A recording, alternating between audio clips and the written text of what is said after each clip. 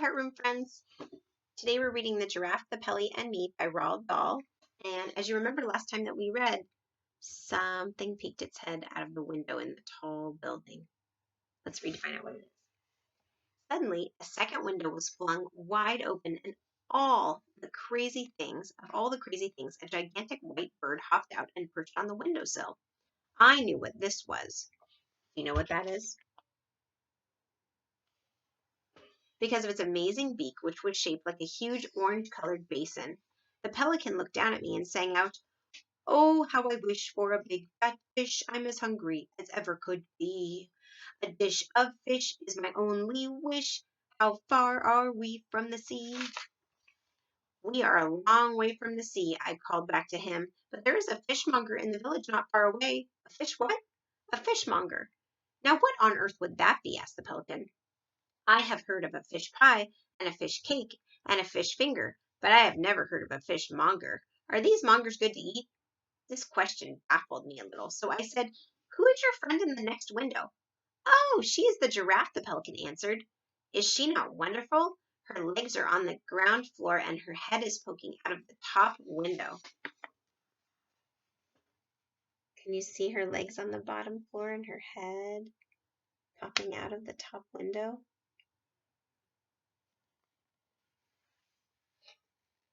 As if all this wasn't enough, the window on the first floor was now being flung wide open, and out popped a monkey. The monkey stood on the windowsill and did a little jiggly dance. He was so skinny he seemed to be made only out of furry bits of wire, but he danced wonderfully well, and I clapped and cheered and did a little dance myself in return. "We are the window cleaners," sang out the monkey.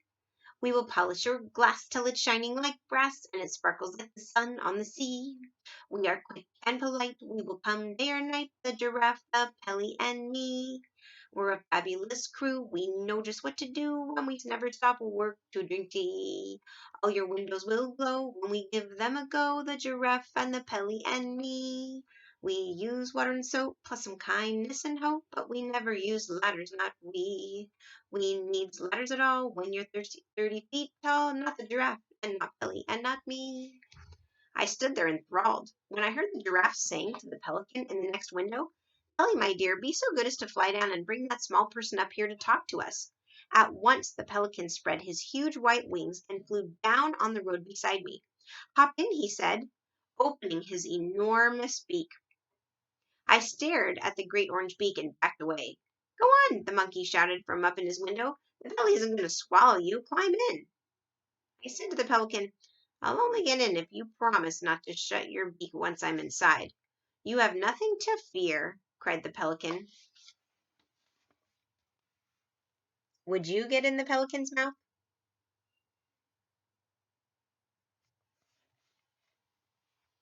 And let me tell you why. I have a very special beak have I. You'll never see a beak so fine. I don't care where you go, there's magic in this beak of mine. Hop in and don't say no." "I will not hop in," I said, "unless you swear on your honor you won't shut it once I'm inside. I don't like small dark places."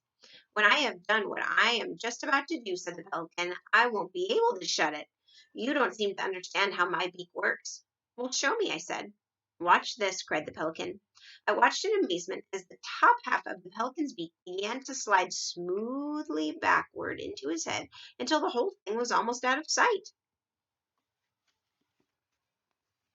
Here's his beak, and this top part's going to go all the way back. And look how short it is now. "It bends and goes down inside the back of my neck," cried the pelican. "Is that not sensible? Is it not magical?" "It's unbelievable," I said. "It's exactly like one of those metal tape measures my father's got at home. When it's out, it's straight, and when you slide it back in, it bends and disappears." "Precisely," said the pelican. "You see, the top half of it is of no use to me unless I am chewing fish. The bottom half is what counts, my lad. The bottom half of this glorious beak of mine is the bucket in which we carry our window cleaning water. So if I don't slide the top halfway back, I'd be standing around all day long holding it open.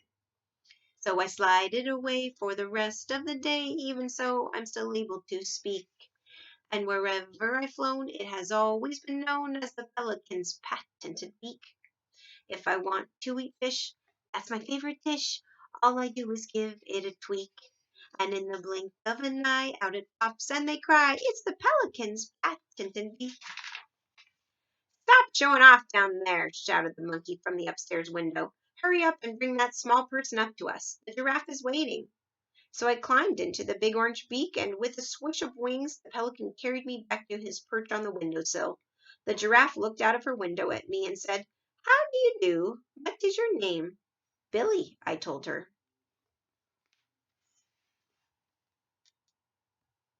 Wouldn't that be fun? I think that'd be quite fun. Well, we'll stop there and we'll find out what the giraffe and the Pelly and Billy and the monkey do tomorrow. Have a good night.